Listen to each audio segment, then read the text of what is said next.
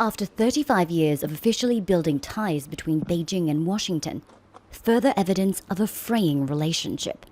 The US consulate in Chengdu has officially been shut down. Chinese government staff entered the consulate shortly after it was vacated on Monday morning.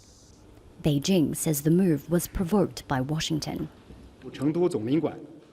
What China has done conforms to international law, the basic norms of international relations and customary diplomatic practices. The current situation in China-US relations is not what China wants to see, and the US is responsible for all of this. We once again urge the US to immediately retract its wrong decision and create necessary conditions to bringing the bilateral relationship back on track. Authorities cordoned off the area, keeping international media and the public away, while official vehicles moved in and out of the compound. Days before, consulate staff gathered their belongings and left.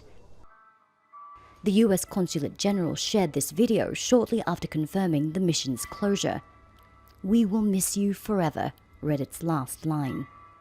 The closure of the US consulate here in Chengdu has sparked a wave of nationalism and anti-US sentiment. Over the past few days, crowds have been gathering in this area, and shortly after this building was vacated, people came waving Chinese flags and saying, "Long live the People's Republic of China."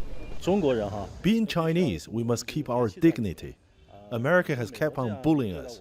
We have to take this countermeasure, so I support closing this American consulate. We've been tolerant for a long time.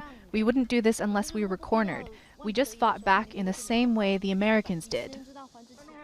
But others took a different view.